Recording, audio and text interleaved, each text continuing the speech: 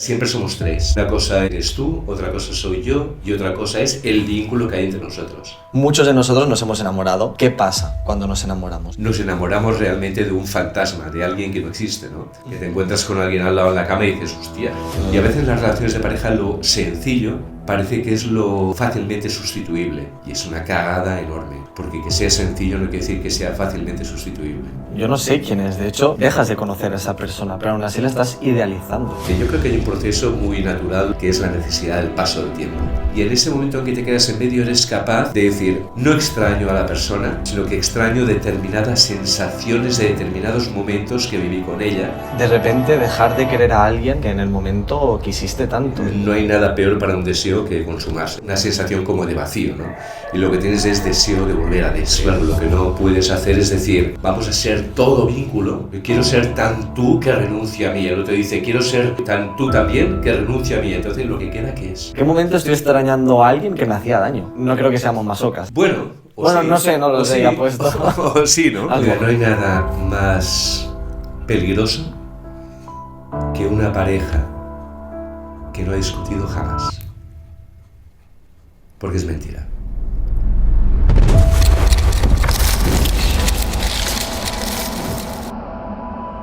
¿Qué tal, chicos? ¿Cómo estáis? Bienvenidos de nuevo al podcast, bienvenidos de nuevo a Crear tu Concepto. Hoy un episodio que personalmente me hace mucha ilusión grabar, es un tema que quería tratar desde hace mucho tiempo y qué mejor invitado que un experto en la materia, escritor y experto en la sexología y en las relaciones de pareja, Jordi Clotas. Bienvenido al podcast. Muchas gracias, igualmente, un placer para mí estar aquí con vosotros. ¿Habías hecho alguna entrevista alguna vez o...? Sí, entrevistas, sí, así con formato podcast no. O sea que veremos cómo nos manejamos. ¿Estás nervioso? No, estoy muy tranquilo. Bueno, mejor, que hay veces que la gente viene ya muy nerviosa y digo, aquí no vamos a morder. Bien. ¿Qué tal? ¿Cómo estás? Pues bien, mira, contento. Aquí, ya te digo, es un formato nuevo, es una cosa que me pone al día con las nuevas tecnologías y los nuevos formatos de comunicación. Y bueno, y siempre se puede hacer difusión por todos los canales que se pueda. A ver si salimos un poco del embrollo este de la sexología y de lo sexológico, que siempre trae tantos quebraderos de cabeza, ¿no? Para la gente que no te conozca, ¿podrías un poco explicar quién eres y tu trayectoria hasta el día de hoy? Sí, mi nombre es Jordi Clotas, nací aquí en Barcelona en el año 67. Soy licenciado en Filosofía por la Universidad de Barcelona y posgrado en Sexología por la Universidad de Alcalá a través de INCISEX, del Instituto Científico de Sexología. He publicado 15, 16 libros. Hostia.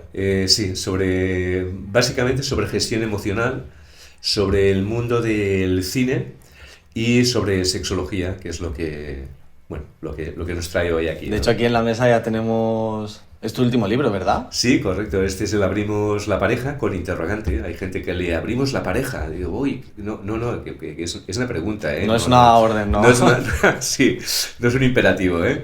Y esto, Manual para monógamos rebeldes, con prólogo además de mi queridísima Valérie Tassot, que estudiamos juntos también allí en INCISEX, o estudiamos en el mismo INCISEX. Y bueno, lo que habla es muchas de las cosas que seguramente hoy, pues, imagino que saldrán en un momento u otro, que es la gestión de la relación de pareja en los tiempos tan líquidos, que diría Bauman, que corren, ¿no? Entonces, pues bueno, me pareció interesante la propuesta del libro y que más que nada naciera como un interrogante, ¿no? Como una propuesta de debate. ¿Qué hacemos con la monogamia tradicional, como la hemos conocido hasta ahora? ¿Cuáles son las nuevas fórmulas de relación de pareja? ¿Qué se entiende hoy por amor? ¿Qué pasa con el sexo? ¿Qué pasa con la pornografía? ¿Qué pasa con el poliamor? Todo ese tipo de cosas que van llenando una especie de diccionario de la sexualidad contemporánea, que los que están un poco fuera o ya fuera de lo que es la práctica de la sexología o incluso para las generaciones anteriores, empieza a convertirse casi en un laberinto semántico, sintáctico, de todas las maneras. Al final, la gramática del sexo en los últimos años ha cambiado una brutalidad. Sí, sobre todo estos últimos años hay muchos cambios también sociales que tienen un impacto muy, muy fuerte, pero simplemente el amor, la pareja es un término muy subjetivo, por no decir uno de los que más subjetividad puede contener. Al fin y al cabo no solo es el tú y yo y un tercero, tú y yo, pero dentro de mí hay 1000 versiones más. Claro. Es un tema muy complejo y en el podcast de hoy vamos a hablar de eso, sobre las relaciones en pareja, la poligamia, la monogamia, la sexología, la pornografía también, qué efectos puede estar teniendo en la sociedad a día de hoy. Y en primer lugar, una pregunta así un poco para iniciarnos. Venga. Muchos de nosotros nos hemos enamorado a lo largo de nuestra vida, pero yo me quiero cuestionar qué pasa cuando nos enamoramos, qué pasa dentro de nosotros cuando sentimos estas mariposas, ¿no? en el estómago y cuando dices, hostia, estoy enamorado. Vale, estoy enamorado, creo que estoy enamorado, pero ¿qué está pasando dentro de mí realmente? Bueno, a ver, si nos ponemos biológicos, si nos ponemos materialistas, te diría que lo que está pasando es que el cuerpo está reaccionando a un estímulo y hay toda una catarata de hormonas que el sistema endocrino pues está lanzando para darte un aviso. Cuidado, estás en una situación especial, a ver cómo la gestionas, ¿no? El amor es un poco eso, al final el amor nace de una naturaleza muy inteligente que nos quiere que de alguna manera perpetuemos la especie y crea dentro de las emociones complejas de un cerebro tremendamente complejo, crea algo mucho más complejo todavía, que es el concepto de amor, ¿no? O la reacción amorosa, o el vínculo, ¿no? Y bueno, ¿qué ocurre entre nosotros? Pues ocurre que de repente vemos que alguien, una persona, el otro, cambia la significación para nosotros. Puede ser alguien que acabamos de conocer, alguien que ya conocías, pero ese alguien que ya conocías de repente pasa a ser un desconocido. Hay un símbolo de por medio, se produce una catarata de hormonas enorme. Freud llega a decir incluso, nos enamoramos realmente de un fantasma, de alguien que no existe, ¿no? Y esto que es tan inquietante, cuando lo empiezas a desmenuzar racionalmente y dices, entiendo lo que querías decir, ¿no? Un poco enfocado a la idealización, incluso en algunos momentos. Más que la idealización, yo te diría que es algo parecido a lo que hacen hoy los filtros de estas redes de fotografía, Vale. los famosos estos Instagrams y Facebooks y demás, donde la gente lo que hace es aplica unos filtros y se crea una versión de sí mismo, ¿no? La versión digital, por así decirlo, ¿no? Mejorada, se pretende, entiendo. Pero claro, cuando nosotros aplicamos eso de manera casi automática en el otro cuando nos convertimos en el yo enamorado, ¿no? Y lo que estás viendo realmente es fruto de un montón de combinaciones químicas que están ocurriendo en tu cerebro y un velo que se vuelca enfrente de esa persona y que la desdibuja, la crea de una manera distinta y además un poco a tu gusto, ¿no? Y tú te enamoras de esa fantasía que tú acabas de crear, ¿no? Luego la vas ratificando, ese periodo dura más o dura menos. Antes se hablaba de que la época de la pasión duraba 2 años. Ahora, que todo se ha acelerado tan enormemente, el ciclo pasional... Pueden ser meses o... Sí, 6 meses o menos, o miras las relaciones estas, volviendo al concepto de Sigmund Bauman, ¿no? Las relaciones estas líquidas, en las cuales cuando el otro no responde al fantasma que tú habías diseñado para ti, de repente por rato, ¡pum!, quitas el velo, telón, y empieza una aventura que es la aventura de la ruptura, ¿no? Que supongo que también hablaremos en algún momento de ello, ¿no? Efectivamente, empezamos no con esta química que has comentado, Sí. pero hay muchas veces que, como dice la canción, ¿no? Se nos rompió el amor Sí. amor a veces se acaba. ¿Cómo se acaba? ¿Cómo puedes de repente dejar de querer a alguien o dejar de querer compartir todo con una persona que en el momento quisiste tanto? Y muchas veces es algo muy, muy repentino, ¿no? Que no digo que suceda de la noche a la mañana, pero hay veces que se acaba. ¿Cómo se apaga esta chispa, esta conexión que hay entre dos personas? Pues mira, si nos ponemos de nuevo biológicos, tenemos que pensar en digamos, los 3 grandes bloques del cerebro humano, ¿no? La parte reptiliana, que es la parte instintiva, esta evolutiva, la que nos hace ir a buscar un otro, porque la naturaleza dice, hey, chicos, que esto se puede acabar, vamos a continuar perpetuando la especie, ¿no? Luego tenemos una parte más central, que es la emocional, ¿vale?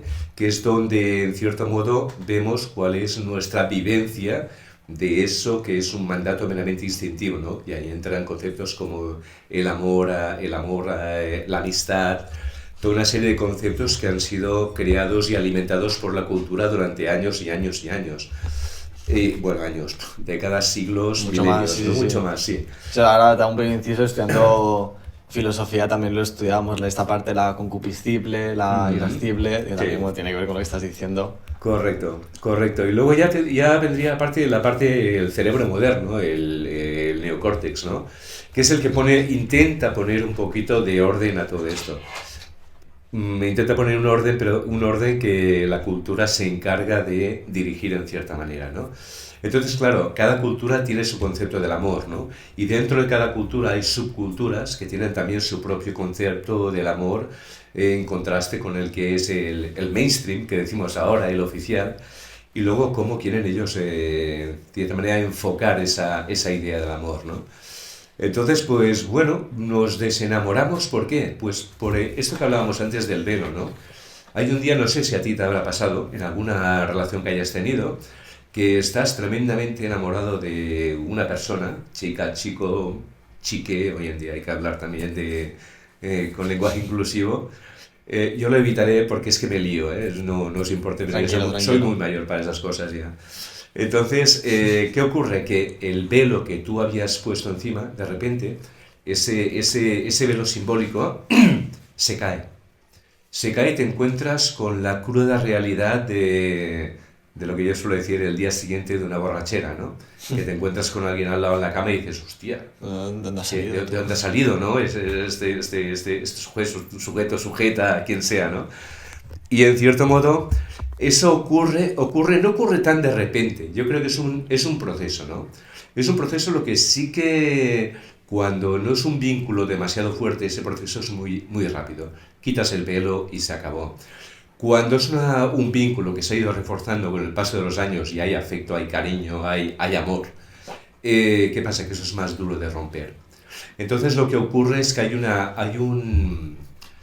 digamos que la situación o la vivencia de la pareja sincopa, ¿no? Por un lado tienes el que ya ha decidido que eso se muere y ya crea su propio proceso de duelo interno, y el que no se entera. Casi le podríamos dar otros artículos, ¿no? La que ya hace tiempo que ha decidido que se rompe, y luego el que no se entera, porque estadísticamente en los últimos tiempos parece que la decisión de la ruptura corre más de la mano de una mujer que ha cambiado sociológicamente a lo largo de sobre todo las 3 últimas décadas, ¿no? O 4, quizá desde los 70, ¿no? Entonces, ¿qué ocurre? Ocurre simplemente eso, ocurre que un día dicen, hasta aquí hemos llegado, ahora a ver cómo se lo cuento, a ver qué implicaciones tiene, hijos, logística, inversiones conjuntas, planes, cosas tan simples como la vajilla que nos regalaron los tíos de no sé quién, chorradas estas, pero para la persona que lo ha decidido ya, ese duelo tiene tiempo para reaccionar. Para el que se lo encuentra de golpe porque no se había enterado de la situación, claro, eso es un drama enorme, ¿no? Y también si sencillamente se le acaba. suman todos estos factores, Sí. ahora mientras me lo estás diciendo, claro, yo he pensado alguna ruptura mía como adolescente, al fin y al cabo no hay nada en común como propiedades, hijos, ahora me estoy intentando imaginar mi yo del futuro, no si tuviera que pasar por esta situación siendo yo el que acabe la relación o de la otra manera, ¿no? Que yo soy el que no se entera de nada, ¿no? Claro. Claro, y con todas estas cosas de por medio... Sí, se hace más complejo. Además, cada vez porque la gente... Hay que mirar el modelo japonés, ¿no? El modelo japonés es muy interesante porque es un anticipo de lo que vamos a vivir aquí en pocos, ya diría décadas, no, en pocos años seguramente, ¿no? Que es una decisión en la que la mujer ha adoptado un rol social de plena autonomía, y entonces digamos que ataduras de las que tenía antes a nivel social, a nivel moral, a nivel económico, a nivel de visibilidad, a nivel de sentido, sencillamente ya no las tiene. Ya no depende del otro, del macho 3 Pro, ¿no? Lo que llamaremos macho 3 Pro, el macho que es progenitor, que era progenitor, proveedor y protector. La mujer hoy en día ni necesita que se la proteja, ni necesita tener hijos, ni necesita tampoco una protección ante un entorno hostil, ¿no? Se basta consigo misma para hacerlo, ¿no? Entonces eso ha propiciado lo que llamaremos una equifonía, ¿no? Todo el mundo tiene su turno de palabra y su turno de decisión y su construcción de su modelo de vida. ¿Equifonía quiere decir eso? Equifonía quiere decir que los dos tienen la misma oportunidad de hablar. Vale. Es una cosa que históricamente ha ocurrido, ¿no? El complot sobre la libre expresión del deseo de la mujer que digamos, se va rompiendo dependiendo de cada área geográfica, ¿no? O de cada nacionalidad, se va rompiendo a lo largo de los años, del siglo XX principalmente, hasta que el surgimiento de los movimientos feministas, primera, segunda, tercera y ahora cuarta oleada, y la propia situación social permite que la mujer tenga derecho a expresar libremente cuál es su deseo. Cosa que ya te digo, históricamente ha habido un complot para que la mujer no se expresara, ¿no? Bueno, relacionado con lo que me estás comentando ahora, últimamente han habido muchos, como decíamos, muchos cambios sociales, también políticos y económicos, ¿no? Y también tienen mucho más peso muchos movimientos de igualdad, también para trabajar con el feminismo, ¿no? Y, trabajar en él, ¿no? Y un poco sacar a la mujer de donde estaba un poco antes atrapada y cohibida en muchos sectores que antes, con lo que tú decías, no tenían voz ni voto. Y a día de hoy hay muchas veces, nos cuestionamos los métodos tradicionales, el paternalismo también, pero me he estado informando y también en las noticias lo vemos, sobre todo este último año he visto muchas noticias y bastante más enfocado a los jóvenes. Una gran parte de los jóvenes consideran o tienden a pensar que el hombre en la relación tiene unos roles y la mujer tiene otros, biológicamente y psicológicamente. Hay un debate bastante importante, ¿no? con este tema. No estoy diciendo de irnos a extremos, pero bueno, hay esta polémica servida, estos dos bandos. ¿Qué opinión tienes tú respecto a este tema? Bueno, es un jardín complicado de meterse porque... Si quieres hablarlos. No, es un problema. Lo que pasa es que hay que ver todo lo relacionado con la sexualidad. Normalmente tiene una carga emocional enorme. Parece que depende de lo que digas, estás como el Antiguo Testamento, ¿no? O estás conmigo o estás contra mí, ¿no? No hay términos medios, ¿no? Parece que no haya habido una posmodernidad de por medio que haya permitido esto, el juego de grises, ¿no? De, oye, vamos a matizar, ¿no? Yo hoy lo que es muy claro es que hay un sector que aboga por la libre expresión de la mujer, digamos, por una condición de equidad, ¿no? de igualdad en todos los sentidos, ¿no? Igualdad de oportunidades. Otra cosa son las diferencias biológicas, que esas si están, pues están, y no hay mucho que hacer. La cuestión es cómo se gestionan y qué peso tienen en la cultura en la que está inmersa la mujer en concreto, ¿no? Luego está también el otro extremo, que es el extremo, digamos, de un feminismo muy, muy radicalizado, que lo que intenta es señalar a lo masculino como causante de todas las desgracias habidas y por haber, como el culpable, en el pasado, en el presente y si me apuras, en el futuro también, ¿no? Bueno, son otras opciones, pero tiene la lógica al péndulo, ¿no? Es que ha venido de una época en la que el hombre, el macho, por así decirlo, ha hecho responsable a la mujer de todos los cataclismos habidos y por haber, y por tanto la ha marginado, la ha callado y la ha mantenido encerrada en diferentes versiones de cárcel, ¿no? Unas más lujosas, otras más patéticas, pero encerrada al final, ¿no? Entonces, para mí lo difícil es encontrar ese punto de diálogo intermedio en el cual lo masculino y lo femenino, el yin-yang, están obligados en cierto modo a encajar y a entenderse históricamente, ¿no? Sin predominio de uno o del otro que no esté justificado de alguna manera, ¿no?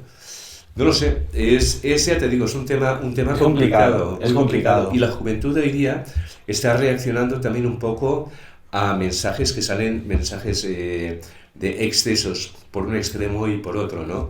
No sé, a mí me sorprende, por ejemplo, el surgimiento de toda esta movida la música, no me acordaré el nombre, el reggaetón. El reggaetón, sí, ¿no?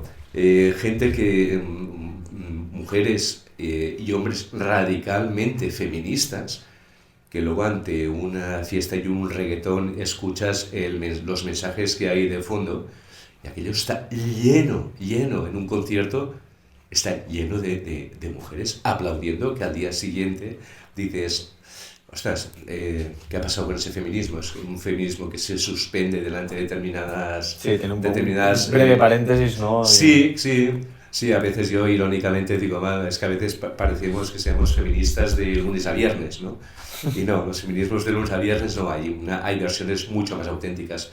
Y no hablo del feminismo, hablo de los feminismos. Igual que cuando hablemos de la pornografía, hablaremos de las pornografías. No se puede generalizar, ¿no? Vale. Pero bueno, ya te digo, es un tema complicado. Si fuera sencillo, no se hablaría tanto de ello.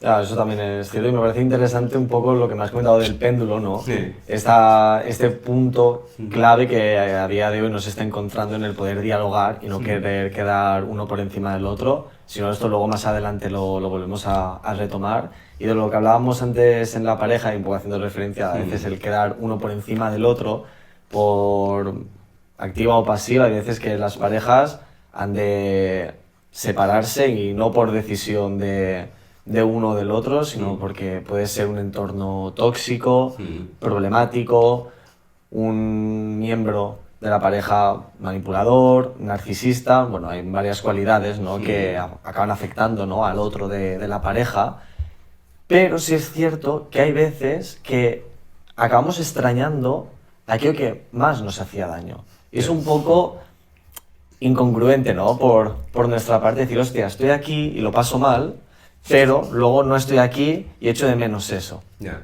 Y eso también haciendo un poco referencia a día de hoy, hay muchas veces en las redes sociales he leído bastantes mensajes que tienden a decir, vamos a hacer un poco el niño o niña bueno, ¿no? Y el malo. Y muchas veces he leído cosas, ¿no? De se extraña más al malo que al bueno. Y dices, hostia, ¿en qué momento estoy extrañando a alguien que me hacía daño? Bueno, a ver, piensa que son tiempos complicados. Piensa que tenemos unas plataformas de streaming brutales hablando de ese tipo de temáticas, ¿no? Más que nada porque no creo que seamos masocas en ese sentido. Bueno, sí, no sé, no lo sé, ya puesto. O sí, ¿no? A lo mejor sí. No lo sé, pero sí, pero el malo malote es como... Mira, había un filósofo que a mí me encanta, Schopenhauer, ¿vale? Que decía que no hay nada peor para un deseo que consumarse, ¿no? Porque a partir de entonces tienes una sensación como de vacío, ¿no? Y lo que tienes es deseo de volver a desear, ¿no? En las relaciones de pareja muchas veces parece que se plantean como reto, como techo que no llega, ¿no? Yo quiero alcanzar a esa persona, quiero representar para ella algo, un universo completo, ¿vale? Y esa persona parece que se me resiste, ¿no? Y en ese espacio de reto que hay para conseguir, como para ir arañando milímetros de atención, ¿vale? Que suena patético, hoy se llama tóxico a todo eso, ¿no? Pero bueno, pero eso ha pasado siempre, ¿no? Ha pasado siempre que no hay nada más apetecible que aquello que cuesta de conseguir o no se acaba de conseguir nunca, ¿no? Que eso entra en un juego de masoquismo y además una romantización tremenda de todo el proceso, de todo el viaje hacia la obtención de la recompensa, y cuando llega la recompensa y dices, hostia, pues ya no, ¿qué quieres que te diga? No es lo que esperaba yo. El famoso viaje a Ítaca de Cavafis, sí, ¿no? Que es un tópico literario enorme, ¿no? Pero eso nos pasa en muchas cosas en la vida, ¿no? lo que cuesta es lo que realmente tiene valor, ¿no? Entonces tenemos una herencia calvinista enorme, ¿no? De decir, si no cuesta, no vale, ¿no? Y a veces en las relaciones de pareja lo sencillo parece que es lo fácilmente sustituible. Y es una cagada enorme, porque que sea sencillo no quiere decir que sea fácilmente sustituible. ¿Vale? Ahí, eso es verdad. Eso es verdad. Y también cuando a veces las cosas se acaban, ¿no? Tendemos a idealizarlo, ¿no? Yo lo dejo con mi expareja y la idealizo. Sí. ¿Por qué? Yo no sé quién es. De hecho, dejas de conocer a esa persona, pero aún así la estás idealizando. A ver, hay procesos, eso no es general, ¿eh? Yo creo que dependiendo de quién ha tomado la decisión de la ruptura, si era previsible o no era previsible, si ha habido un proceso de desgaste previo o no, o si ha sido como un ataque al corazón, ¿no? Ha sido así, de repente, ¿no? Además, ataque al corazón, nunca mejor dicho. Claro, claro. Vale. Madre mía, me voy a destrozar aquí el estudio. Tranquilo. Cabe recalcar que muchos de los conceptos que estamos hablando, hay muchos que son, bueno, generales, pero luego hay muchos que son pero que muy subjetivos. Y Sí. bueno, claro, aquí tú también vas a compartir tu opinión, yo la mía. Pero bueno, hasta ahora lo que hemos estado hablando sí que es bastante genérico. En esto la filosofía acompaña muchísimo a lo que estamos hablando.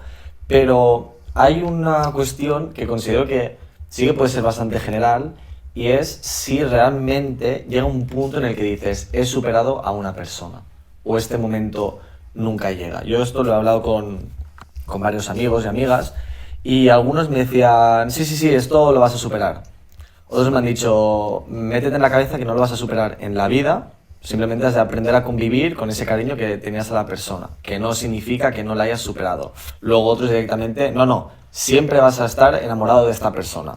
Claro, es un poco... Bueno, continuando lo que estaba diciendo de que depende un poco de cómo ha sido el proceso de ruptura y en qué punto y cuáles han sido las causas, ¿no? Yo no creo que haya una idealización, yo creo que hay un proceso muy natural propio del duelo, que es la necesidad del paso del tiempo, básicamente, ¿eh? Incluso para el que toma la decisión, ¿eh? Para el que toma la decisión, lo que pasa es que el que toma la decisión, como decíamos antes, ha empezado el duelo con mucha más anterioridad y al otro le ha pillado a contrapié, con lo cual ahora el otro, digamos el afectado por la decisión, o el sujeto pasivo, por decirlo así, de la decisión, tiene que arrancar un proceso que el otro ha hecho en silencio, de manera callada o compartiéndolo con su círculo más íntimo, ¿no? Pero yo no creo que lo general sea el echar de menos. Yo creo que hay un proceso que es el de la pena.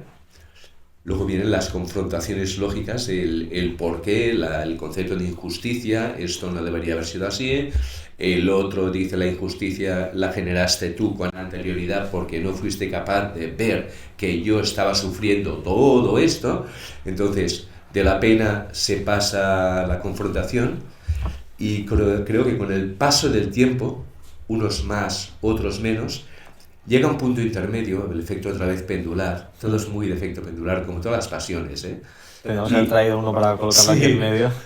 Te quedas en medio y en ese momento en que te quedas en medio eres capaz de decir, primero, no extraño a la persona, sino que extraño determinadas sensaciones de determinados momentos que viví con ella, y también dependerá de qué estás viviendo actualmente, con qué lo estás comparando.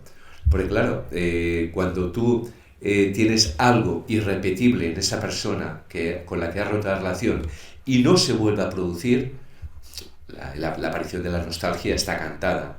Hostia, esto sí que cuando estás en la fase esa intermedia de valorar en la tercera parte del cerebro, ya no la instintiva, la del cabreo, ni la emocional de la pena, sino ya la racional de decir, bueno, vamos a poner esto en su dimensión. No he hecho de menos, pero sí que hay cosas que ahora he dejado de hacer y me gustaba hacer. ¿Lo puedo replicar con mi pareja actual o solo? Eso es una reflexión. La otra es, esa persona no era perfecta. Lo que pasa es que había un vínculo que me ponía en la parte central del cerebro, la emocional, y ese vínculo y ese afecto, pues o sea, pesaba muchísimo, ¿no?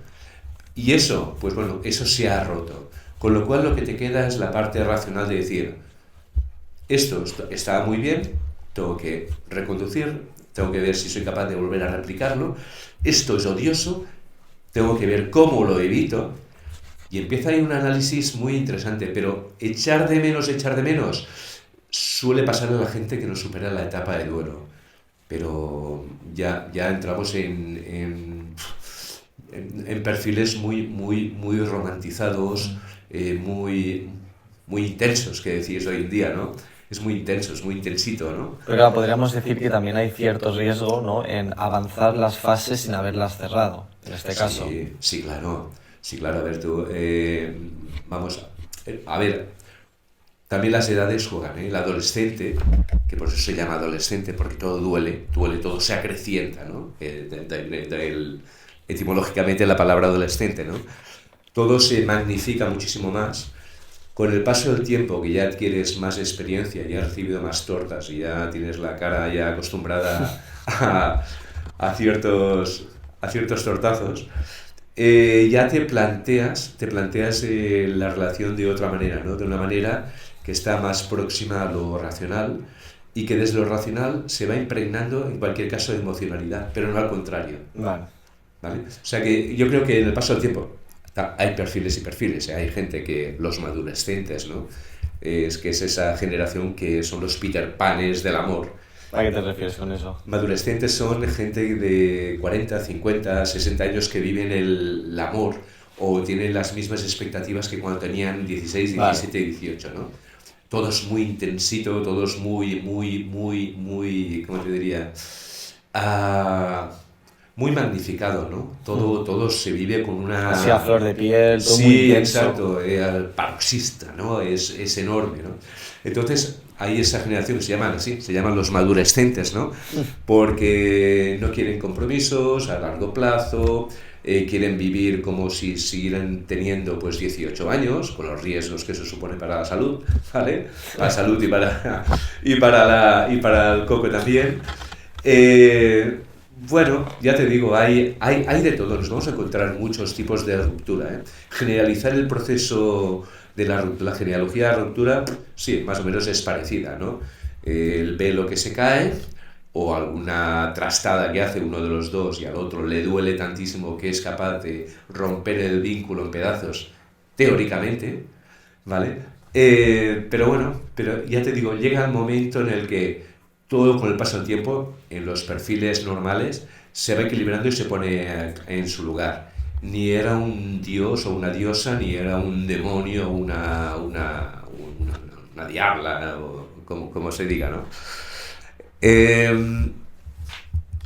Fases racionales, paso del tiempo. Yo creo que eso de que el tiempo lo cura todo, no es verdad, pero es casi verdad absoluta. Pues a mí eso me lo han dicho muchas veces. Hmm. Es cuestión de tiempo, pero yo he llegado a la conclusión de que no es solo cuestión de tiempo, es cuestión de tiempo, pero también yo de poner de mi parte. Actitud. Exactamente, exactamente. Yo puedo dejar que el tiempo pase, pero si yo no lo trabajo, voy a estar igual de mal que al principio, tal vez un poco menos, pero eso va a estar ahí. Claro. E independientemente de la edad, ya sean los madurecientes, ¿no?, o los adolescentes, también se oye mucho el amor de mi vida. Es lo mejor que me ha pasado nunca, ¿no? Este amor verdadero, que, bueno, sí es cierto que hay personas que con firmeza reconocen, él es el amor de mi vida. O estoy con él, pero fue aquel el amor de mi vida. El amor de tu vida, ¿no? Este que nos deslumbra y que se nos queda en la cabeza de por vida. ¿Crees que se encuentra o se construye? Yo creo que es una construcción cultural, una construcción casi psicológica de cada sujeto sexuado, ¿eh? Cada uno dice, vale. Te he visto muy seguro, diciéndolo. Sí, sí es posible. Mira, son cosas de la edad ya, que dices, bueno, después de haber analizado estos casos con todos los sesgos que eso comporta, cuidado, ¿eh? Que también, aquí nadie está libre de culpa, ¿eh? Y estas seguridades a veces lo que hacen es que buscan más autoconvencerte que otra cosa, ¿no?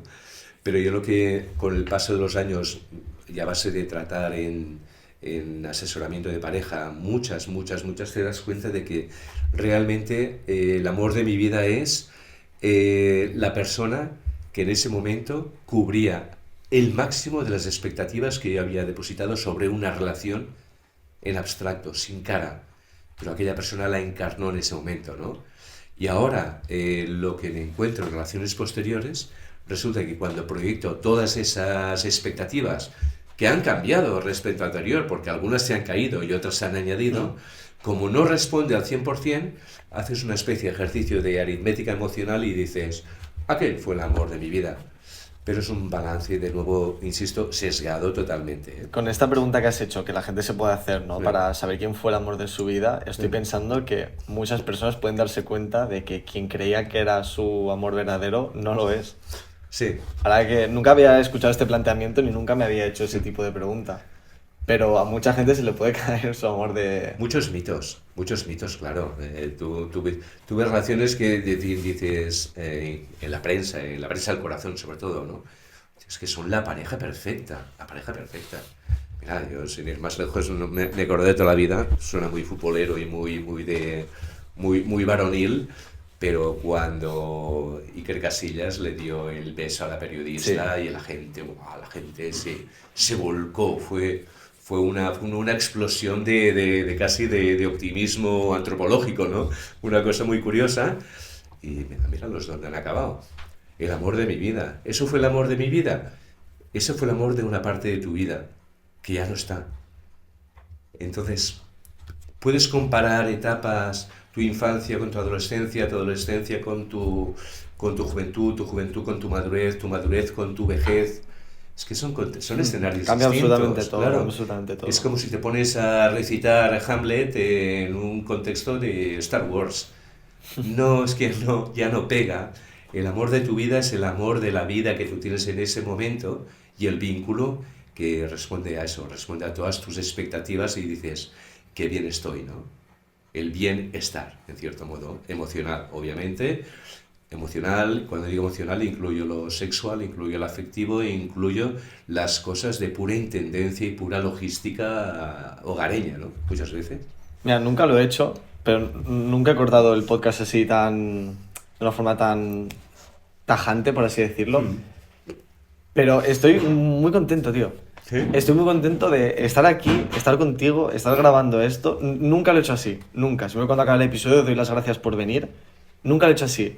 Pero me gusta tanto poder compartir este tipo de conversas, este tipo de charlas con el invitado, con la invitada y sobre todo con toda la gente que nos ve. Ajá. Te quiero dar un momento las gracias. O sea, es una cosa que nunca he hecho. Te quiero dar las gracias ahora en un momento porque no sé tú, pero me fascina el poder aprender tanto, el poder tener charlas tan interesantes. Si te soy sincero, pensaba que sería un podcast más de preguntas, respuesta, pero me está pareciendo muy interesante, estoy aprendiendo un montón y me estás compartiendo muchos puntos de vista que yo nunca antes me había planteado. Y es un tema, todo el tema de la pareja y demás y del amor, he hablado mucho con gente cercana a mí, pero no te voy a mentir, que a lo mejor, no sé, un 70% de lo que estamos hablando ahora nunca me lo había planteado. Claro. O sea, en eso te quiero agradecer, pero ahora me ha venido el de esto de querer decir, mira, gracias, de verdad te lo digo por venir, me está gustando mucho. Pues, oye, De verdad te lo digo, estoy aprendiendo mucho y ahora ya volvemos, ¿eh? Perdona que haya Oye, hecho no, mira, mira, a ver si luego me voy a olvidar, quiero decirlo ahora que luego... Me alegra. Ojalá todo el público, la audiencia, o como llamáis a los que escuchan y ven aquí el programa, pues tengan esa misma sensación de... Al final, mira, los sexólogos y los filósofos compartimos una misma cosa. No sabemos dar respuesta a nada, pero sabemos crear preguntas muy inquietantes y que a veces son hasta incluso productivas, ¿no? Es que me parece increíble porque siento que estoy como en una consulta con un psicólogo, Sí. hablando con un filósofo y tratando el amor. Bien. Está todo conectado en una simple mesa. O sea, me parece espectacular cómo está Te quedando. cobraré 3 veces, que lo sepas. Hostia, pues no, solo estamos con un escritor. Bien, como estábamos hablando también, te quería preguntar Sí. sobre la evolución de las parejas, es lo que hemos comentado, el amor de mi vida. Bueno, yo ahora soy así, mañana seré de esta manera y ayer fui de otra, ¿no? Y cuando tú estás saliendo con otra persona, por narices, bueno, es simple cuestión de tiempo y madurez, los dos vais cambiando. Claro. Pero cuando estás en la pareja, ¿los dos evolucionáis de una forma conjunta o cada uno lo hace por forma separada y os acabáis alienando si es posible? Porque muchas veces que por la madurez la relación toca separarla y no es por decisión ni de uno ni de otro, sino por las circunstancias, por las consecuencias o por el momento vital en el que cada uno de ellos se encuentren. No sé si se puede escoger evolución o contigo a la vez, tú por tu cuenta, yo por la mía, luego nos juntamos. Yo creo que eso es muy parecido. A ver, volvemos a lo mismo, ojo. No se puede generalizar. Generalizar sería un error, porque hay perfiles que son mucho más autónomos, perfiles que son mucho más dependientes y perfiles que son mucho más, vamos a decir, colaboracionistas, vamos a decirlo así, ¿no? Me lo acabo de inventar, ¿eh? Con colaboracionistas te refieres a gente que le gusta mucho entregarse, ¿no? No, gente que decimos, oye, vamos a alinear todas aquellas cosas en las que coincidimos y vamos a hacerlas juntos, ¿no? Son muy comprometidos con la pareja, ¿no? Sí, muy comprometidos en crear vínculo, en crear tiempo de compartir cosas en las que se coincide, ¿no? Bueno, es una opción. Luego está el modelo más tóxico, que es el decir, no, oye tú, a mí me gusta A, B, C y a ti te gusta D, E y F. Y como no hacemos A, B, C y no hacemos D y F, no hacemos nada. Si a ti te gusta la playa, a mí me gusta la montaña, pues no hay acuerdo, nos quedamos en casa. Hostia, es peligroso. Porque yo para mí, antes que sujeto pareja, somos individuos. Y cada individuo lleva una trayectoria y unas inquietudes y un plan de exploración, un plan de viaje, ¿no? Que lo puedes compartir con tus seres más queridos, fantástico, pero hay momentos que eso lo vives solo. Lo vives solo y quieres seguir avanzando, tienes que seguir avanzando y además es tu obligación. Es tu obligación porque si aquello es lo que realmente te hace encontrar un sentido a tu vida, aunque suena así muy filosófico, no abandones, no sacrifiques eso por no molestar, porque entonces creo que estás sembrando las semillas de un boicot inmediato a algo que el otro también hacía y como tú has renunciado a esto por él, el otro tiene que renunciar también por ti a algo similar y de golpe y porrazo resulta que el universo se va haciendo más pequeño y más pequeño y más pequeño y más pequeño y más pequeño. Yo siempre pienso que es mucho mejor. Avanza y cuéntame. Avanza y cuéntame. ¿Vale? Y nos vamos contando qué hemos encontrado allí.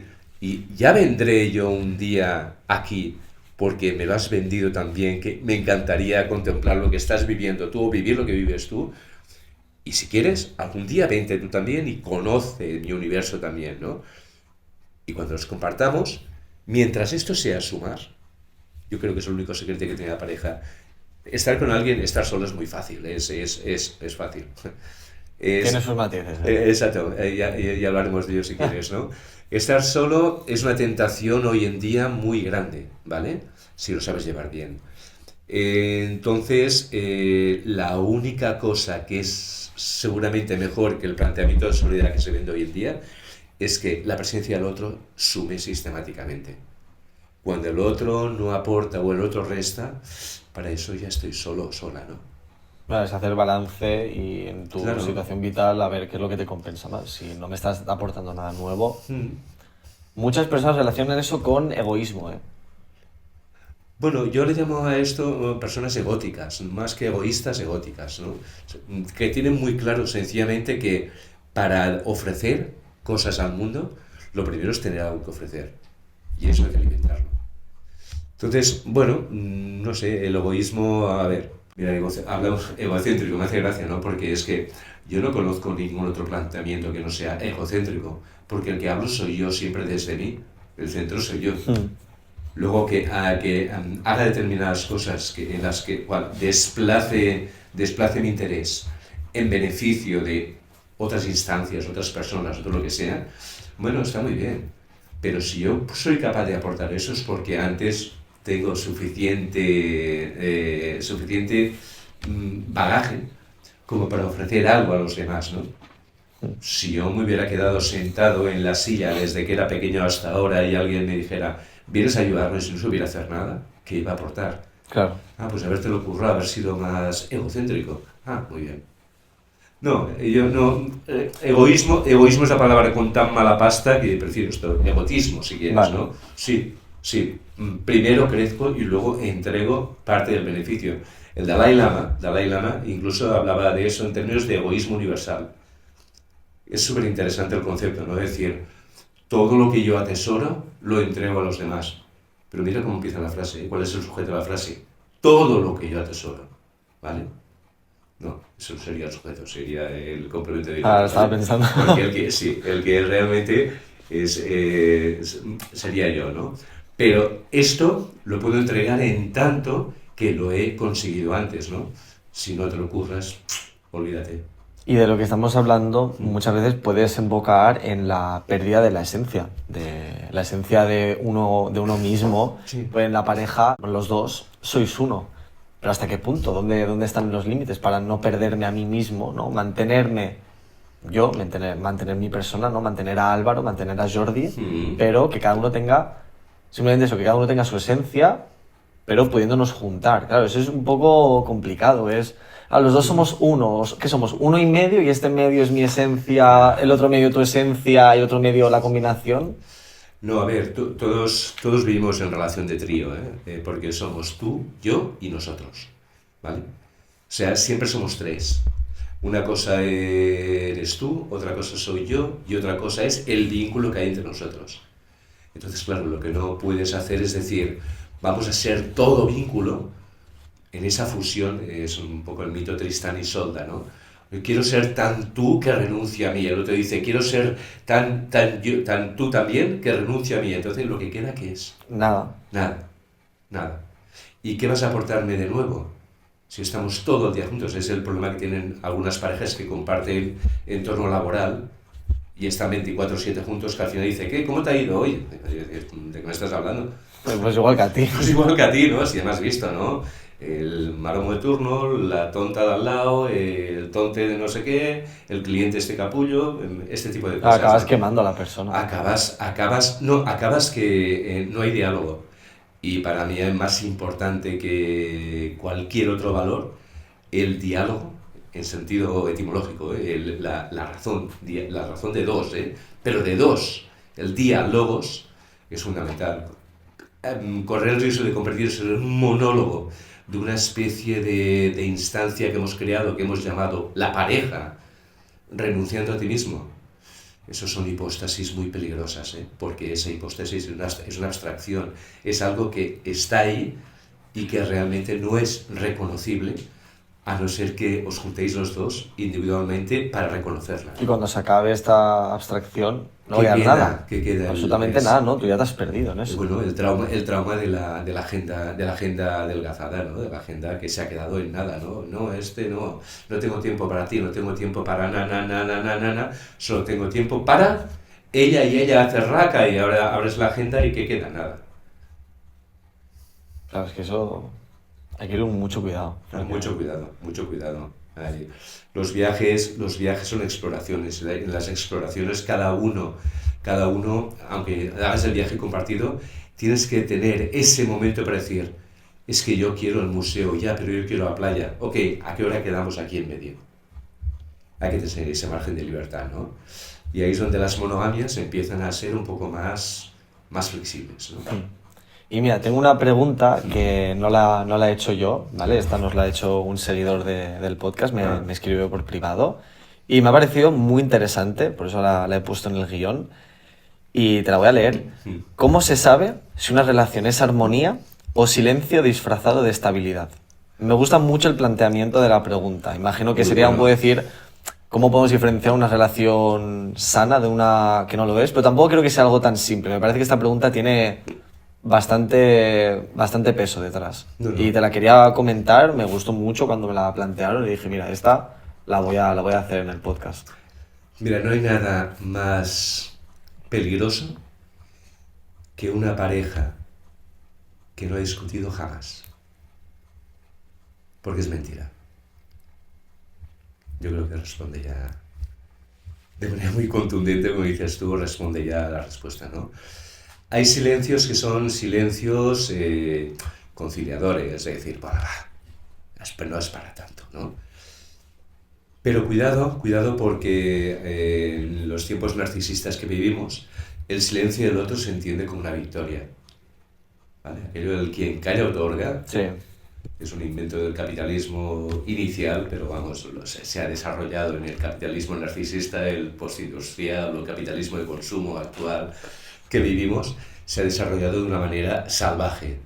Entonces, los silencios, ya te digo, los silencios son bendiciones para el que está permanentemente hablando, ¿no? Y eso es muy peligroso. Porque al final, ¿qué te encuentras? Que si tú quieres crear una relación, pretendes crecer siempre, ¿no? Si yo te digo A y tú me dices, oh, qué chulo, B, oh, qué chulo, C, qué chulo, y todo tu entorno, en plan mariachis, contesta, no, qué chulo, jamás vas a crecer. Porque vas a tener esa sensación de que estás en el acierto absoluto, un poco como el final de la razón hegeliana, ¿no? He llegado al sumum del sumum y resulta que soy la perfección total. Hostia, muy peligroso. Una pareja, yo creo que es más peligroso una pareja que no ha discutido jamás que una pareja que discute cada día.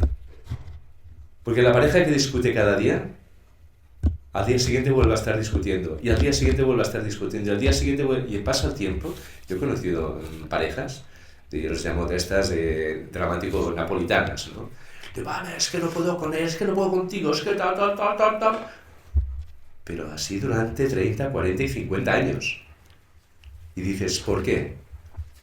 Porque hay esa fricción que te saca de tu zona de confort permanentemente, ¿no? Y el salir de la zona de confort es muy positivo para crecer, ¿no? Sí, aunque sea discutiendo. Claro, la armonía esta ficticia de la que habla el seguidor del podcast es ese peligro. El peligro de los silencios condescendientes, pero que tienen un doble narcisismo por un lado.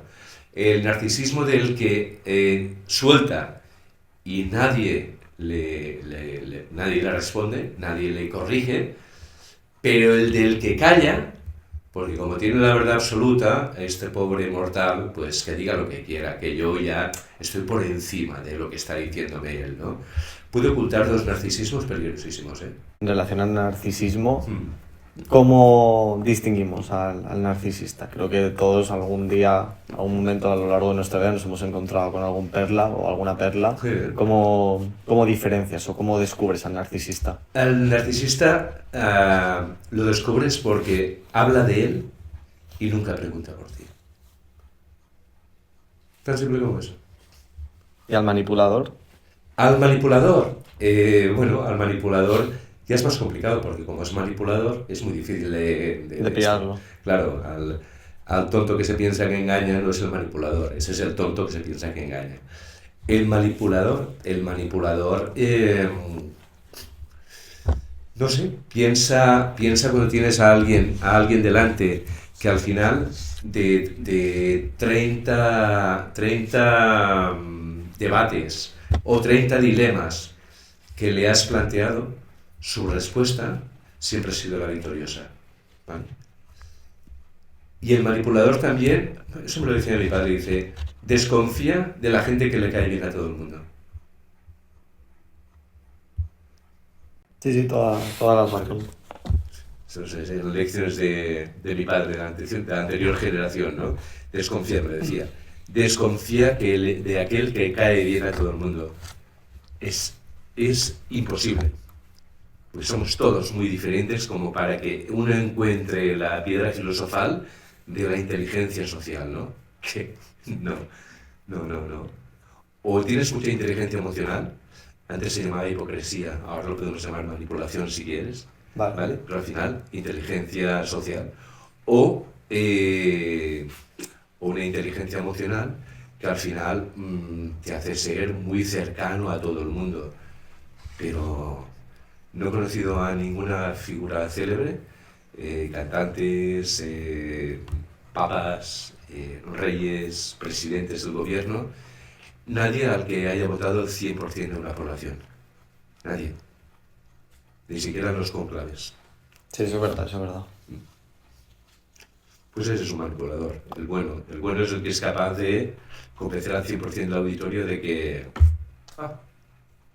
lo mío es lo que cuenta. Ya sabéis, tomar nota. Vale. No, es una lección importante de vida.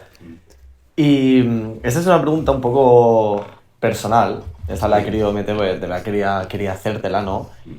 A la larga, ¿qué acaba haciendo más daño en la pareja? ¿La desconfianza hacia la otra persona o el autosabotaje hacia uno mismo?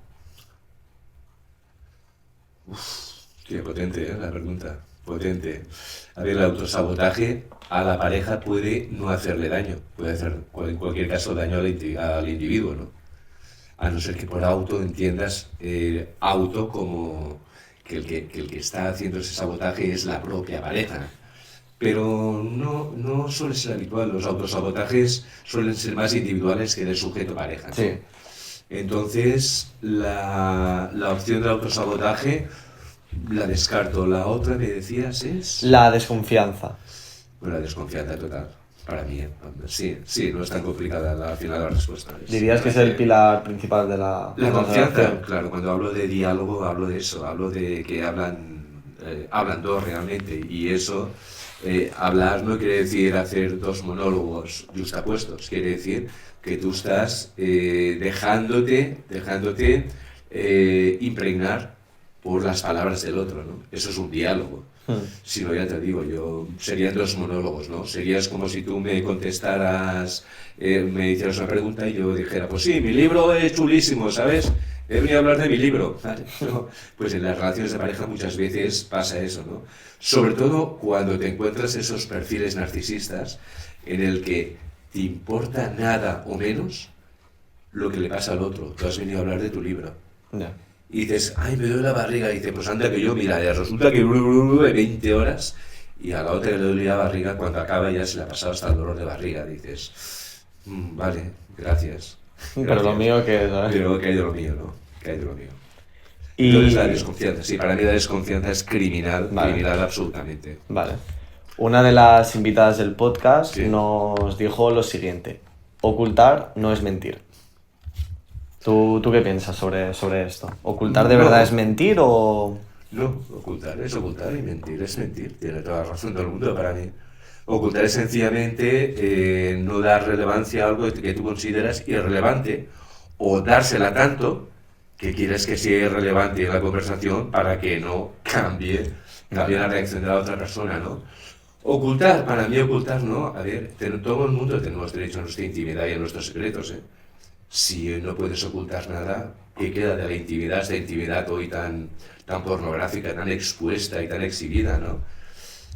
No, ocultar no es mentir. Para mí mentir es decir lo contrario de lo que realmente ha ocurrido, ¿no? O lo contrario de lo que realmente sientes o piensas, ¿no? Eso es mentir. Vale. Ocultar es la callada por respuesta. Bueno, Vale. Y desde un punto de vista así psicológico, como esto también parece una charla psicológica, sí. ¿Cómo acaba afectando en la pareja la dependencia emocional de un miembro de la pareja al otro? A ver, yo hay una cosa, un verbo que no soporto. Es un verbo que se ha utilizado muchísimo en las canciones, ¿no? Las ¿Cuál es? canciones de amor y desamor. Te necesito, ¿vale? Vale. El rollo Amaral y el rollo Elvis, el Love You, Need You, todas estas cosas. ¿No? Es un clásico, ¿no? Hostia, lo encuentro patético, patético. Tú estar por alguien por necesidad es el mayor signo de dependencia que puede haber. Hostia, estoy contigo porque necesitaba. Nino Bravo, un cantante de los 70, que a vosotros os sonará ya prehistoria, tiene una canción que decía, vuelvo a ti porque nada encontré mejor. Hostia, toda una declaración de principios. Qué patético, ¿no? Vuelvo a ti porque nada encontré mejor. No vuelvo a ti porque realmente eres importante y has significado. No. Vuelvo a ti porque nada encontré mejor. O sea, ya el derrotismo Como llevado última a la- opción, ¿no? Como... Sí, como aquello que dices, oye, mira, a falta de pan buenas son tortas, no me jodas, en serio, pues sí, a veces ocurre, ¿no? A veces ocurre que hostias, la dependencia para mí es peligrosísima, porque realmente hay un momento que estás haciendo el viaje del otro. Y el viaje del otro es su viaje, y la exploración del otro es su exploración. pero hay que tener, hostia, hay que dejar margen de crecimiento a cada uno de los individuos, no nos olvidemos, ¿no? Y luego ya vamos a compartir y a ver qué nos quedamos, que nos sume. Vamos a poner encima de la mesa lo que hemos rescatado, ¿no? Pero cuando uno depende emocionalmente de ti, también te está atribuyendo una responsabilidad injusta, también una responsabilidad indirecta que recae sobre ti y es totalmente injusta. Sí, pero bueno, pero al final el fuerte eso lo tiene asumido. Débiles si siente eso como una responsabilidad, ¿no? No, yo no soy tu padre, no soy tu madre, oye. Que es uno de los grandes problemas también de las relaciones de pareja de hoy, ¿eh? Que esperas encontrar al padre o a la madre, en lugar de encontrar al sujeto, al que es de tú a tú, ¿no? Sí, es como empezar la casa por el tejado antes que... Claro, no, yo me entrego y oye tú, no sé, yo es que estoy acostumbrado a que decían todo por mí, porque si se equivoca siempre el otro. Vale, ok, fantástico. Eso no es dependencia, eso es tener un morro que te lo pisas. Claro. Así de claro. Así de claro. Vale. Ok. Vale. Y ahora una pregunta así un poco más dinámica, ¿no? Que la gente que está viendo el podcast pueda hacerse, ¿no? En su casa un poco de no sé la palabra ahora, introspección a uno mismo para hacer individualmente con la pareja, ¿no? ¿Qué se podría preguntar una persona para él mismo, para ella, así para adentro, o compartir con la pareja, para saber si realmente uno está donde quiere estar y está con quien quiere estar? Decir, mira, mi situación actual es esta, ¿qué me puedo preguntar, ¿no? Para el nivel de las relaciones y el sector amoroso y sexual, ¿qué me puedo preguntar para asegurarme si de verdad estoy donde quiero estar? ¿Es esto lo que de verdad es para mí? Mira, la mejor manera de saber si estás donde quieres estar es sumando las veces que has hecho lo que querías hacer. Vale. Esa es la primera. Para mí es fácil, ¿no? Y otra que es más sofisticada, pero que es casi una verdad, que se me dijeron, una verdad universal, ¿no? Recuerda la última vez que te has reído con tu pareja. Infalible eso, ¿no? Infalible. Por muy serios que sean, ¿eh? No, hay una risa aquella en plan, en Hermanos Marx, ni cantando bajo la lluvia, ¿no? Pero ¿cuándo te has reído, no? Pero reírte a gusto, no aquello huesos o los te quiero, que como decís ahora los adolescentes, no dicen te quiero como quien escupe al suelo, ¿no? Sí. No, pues es lo mismo, ¿no? Es la última vez que te has reído realmente a gusto, ¿no? La risa para mí es uno de los elementos más dinamizadores de la relación de pareja. Pues mucha gente puede amar, pero no todos pueden conectar en este sentido.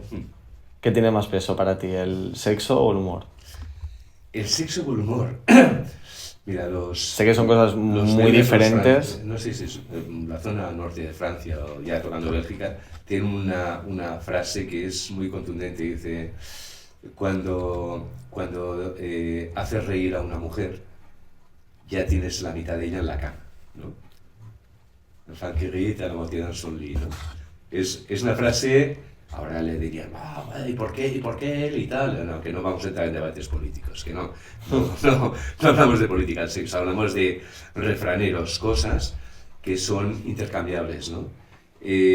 Si el que hace reír al otro, el que hace conectar al otro, hostias, es una forma también de erotismo.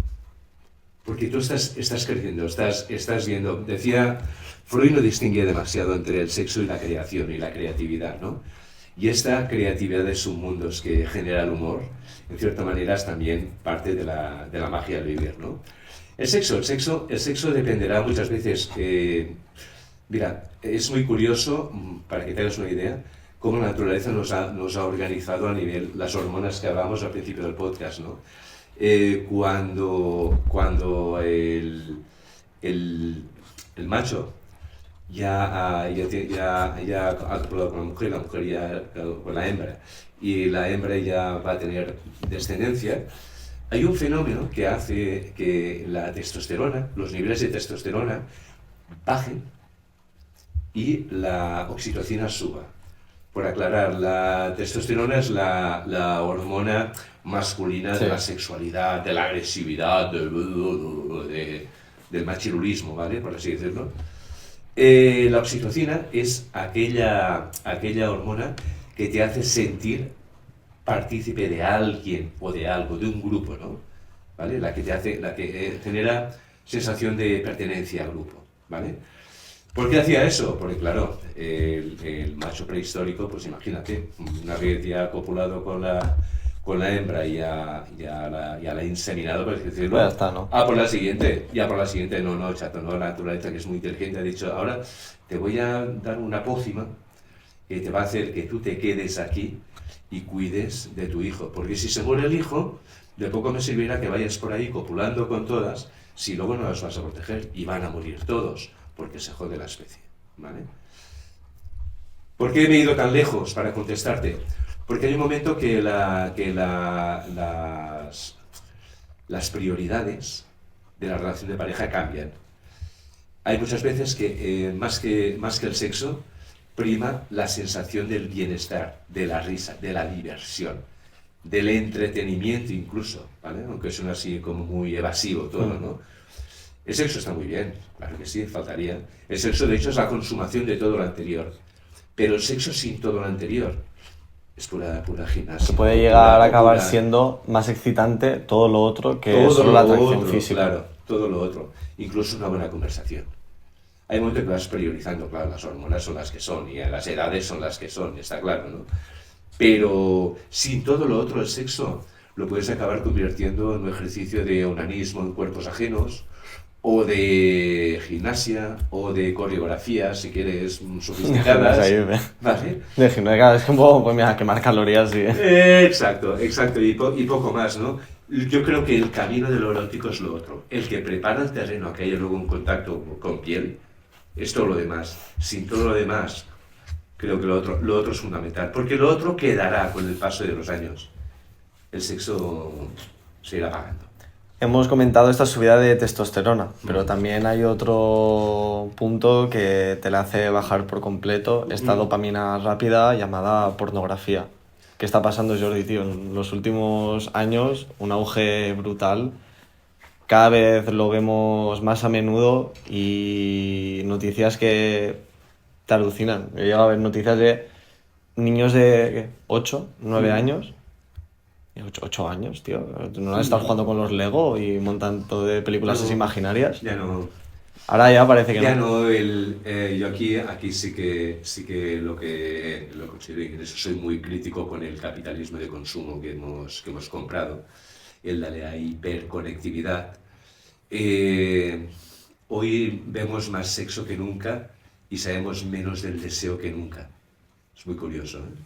Dices, vemos más y sabemos menos, ¿no? No, vemos más sexo que nunca, sabemos menos que nunca del deseo. Vale. Del deseo. Ojo, el deseo y el sexo son cosas diferentes. El deseo es camino, el sexo es consumación, ¿vale? Y cuidado con las generalizaciones, igual que ha pasado con los feminismos. No es la pornografía. Las pornografías, hay muchas pornografías, cuidado, ¿eh? O sea, desde los años 70 con el porno chic hasta el posporno actual, ¿vale? O el porno hecho por mujeres, porno ético de Erika Lust, por ejemplo. Hay una diferencia brutal entre los tipos de planteamiento. Lo que me estás hablando tú es el porno de Pornhub, te imagino. El digital. El porno digital, el porno de la escena. El no cultural, podríamos decir. El del click. La consumición rápida, el no cultural, el que no tiene... El de japonesas, el de MILF, el de no sé qué, categorías en las que no hay sujeto, importa muy poco el sujeto ni la actriz, no hay unas estrellas ahí como las hubo antaño de ese porno. Es un porno completamente de la vecinita al lado, ¿no? Como el Gonzo, ¿no? Es el de la vecinita al lado, pero la vecinita al lado por lo menos tenía un nombre y apellidos. Ahí son caras absolutamente anónimas y una sucesión de clics en el cual no hay deseo, hay categorías. ¿Vale? Es lo que se llama la dictadura del algoritmo, ¿no? Sí. Como he visto 3 de estas, dice, a este le va el rollito abuelitas calientes, ¿vale? O el rollito animales disecados, no sé, por decir alguna bestialidad, ¿no? Pero ojo con la generalización del porno. El porno es una representación de un deseo que está ahí. Ahí, que en tu cabeza a lo mejor te piensas que es perverso, pero resulta que hay millones de tíos y tías que están pensando lo mismo que tú, pero claro, el perverso soy yo. Eso es lo que Foucault llama microfísica de poder, ¿no? Me he metido la moral en vena y ahora yo soy el malo y lo que hacía a escondidas. Ahora no. Ahora todo es súper abierto, a sociedad transparencia, ¿no? Y dice Lipovetsky o Baudrillard, ¿no? Es muy peligroso generalizar. Hay un tipo de pornografía que sin renunciar al nombre, que el nombre es horrible, significa, hablando en plata, no sé si aquí hay censura, no, espero que no, pero es lo que se llama pornografía, etimológicamente es porneigrafein, es escritura de putas, ¿vale? Pero no quiere decir que sea la prostitución la que toma la palabra y habla y escribe. Quiere decir que se habla sobre ella sin considerarla sujeto. Y eso es criminal. Volvemos al complot contra la mujer histórico, ¿no? Sí. Entonces todo esto a partir de los años 90 empezó a cambiar de una manera bestial. Las mujeres empezaron a rodar porno. Catherine Breillat, toda una serie de personas, Erika Lust, ¿vale? Incluso se atrevieron a preguntarle a la gente cuáles son tus fantasías, ¿no? X Confessions es una colección enorme de fantasías eróticas enviadas por los propios usuarios y que a veces llegan a interpretar incluso ellos mismos, ¿no? Claro, yo no voy a hacer aquí una apología naif de lo que es el porno y de lo bueno que es. Lo que sí que te digo es que el porno hay que tomarlo, no tomarlo nunca al pie de la letra. El porno tiene una parte ideológica política que quiere reaccionar contra sí mismo y que lo está corrigiendo, como es el postporno, por ejemplo, o el porno ético. Pero luego hay una pornografía peligrosísima que es la del consumo del clip. Porque al final crea una especie de fantasía de sexo ficción, por no decir ciencia ficción, pues sexo ficción, en la que se educan millones de chavales y chavalas. Porque eso, ¿qué tanto acaba afectando en la pareja? ¿O qué roles acaba adaptando en la pareja? Depende del nivel de permeabilidad que tengas. No es lo mismo estar consumiendo eso 8 horas al día que estar consumiendo aquello 5 minutos, jijijaja, lo veo y vale, pues ya está, ya lo he visto. Y a las 7, 8 o 9 semanas de estar viendo la misma chorra, decir, hostia, aquí es que me lo paso mejor jugando a lo que sea, la Play, ¿no? Depende del nivel de dependencia, hay perfiles para todo. Lo que sí que afecta es en la representación de los roles de género que aparecen en muchos de esos clics. Las características que asociamos a... Claro, y la frustración que genera cuando tú ves a aquellos tíos haciendo auténticas maravillas en cualquier sitio y las mujeres lo mismo, todas ellas con un cuerpo todo heteronormativo, todo bien colocadito y tal, y tú ves que dices, hostia, pues a mí esto, ¿qué quieres que te diga? No me pasa, ¿no? Y empiezas a crearte una mitología, o un bestiario, si quieres, alrededor de lo que estás viendo en esos clics. Cuidado, porque la frustración está cantada, es muy peligroso.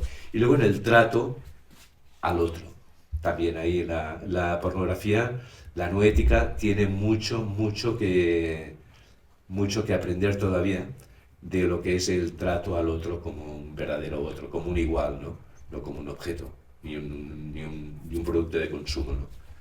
Es peligroso para ese tipo de porno, pero claro, no le vas a decir a los padres, no, comprarles un pack, en lugar de Pornhub, pues le compráis la obra completa de Erika Lust, o yo qué sé, o cualquier la filmografía de Catherine Breillat, o le ponéis ahí a Ovidí, que te va a hablar de un enfoque feminista y tal. No, si es que el porno está sentenciado desde su propio nombre. Ya no hablas de algo sexográfico, ya no hablas de algo sexológico, ya no hablas de amatoria, que es lo que representa al final la amatoria de Ovidio de hace miles de años. 2000, no tantos, ¿vale? Vale. La amatoria, las fantasías eróticas, que las tenemos todo el mundo, sin excepción, todo el mundo.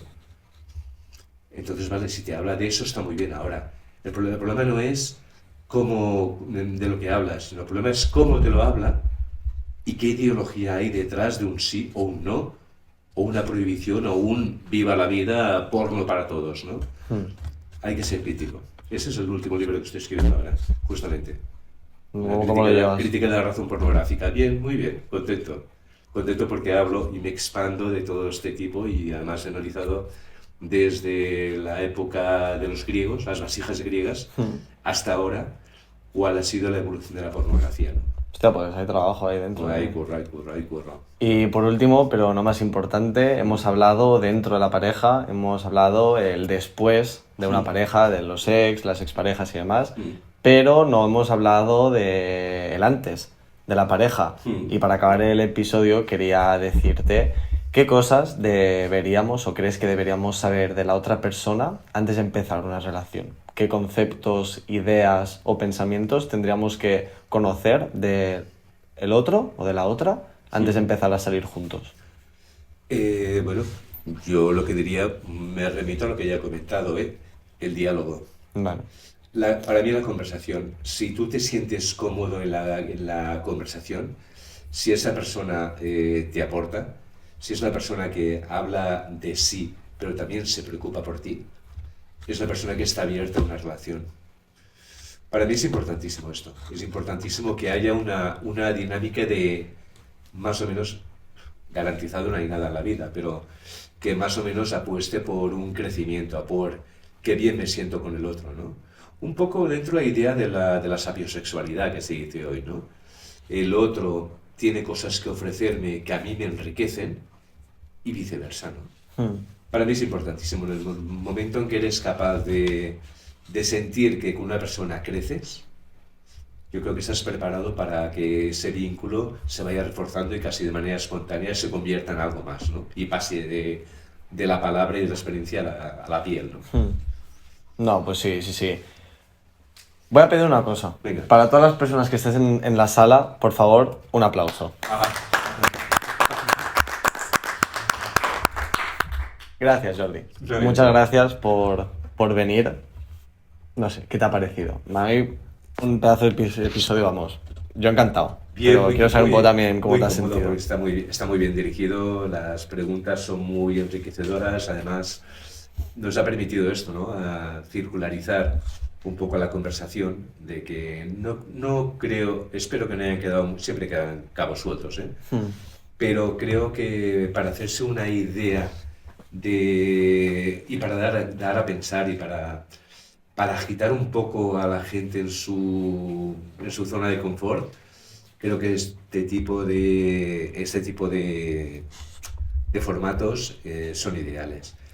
Y si las temáticas son una temática que no es una temática friki o una temática muy minorizada, sino que es una cosa que nos afecta a todos y a todas, me parece genial. O sea, creo que ha quedado muy bien. Creo que ha quedado muy bien. Es verdad, las preguntas... Acababa una pregunta, pero volvíamos a retomar lo que hablábamos en la primera. Correcto. Y aquí se pueden estar hablando horas. También, por supuestísimo, agradecerte el libro que, bueno, Jordi nos lo ha traído para el podcast. Muchísimas gracias. También lo dejamos en la descripción para quien pueda estar interesado que también se lo pueda leer. Adelante. Así que, dicho esto, Jordi, muchísimas gracias, ha sido un auténtico placer. Igualmente. Y nada, espero que todo vaya muy bien, muchos éxitos en los siguientes libros y mucha suerte en todo. Y mucha suerte en el podcast y, oye, y adelante con ello, que lo haces muy bien. Muchas gracias.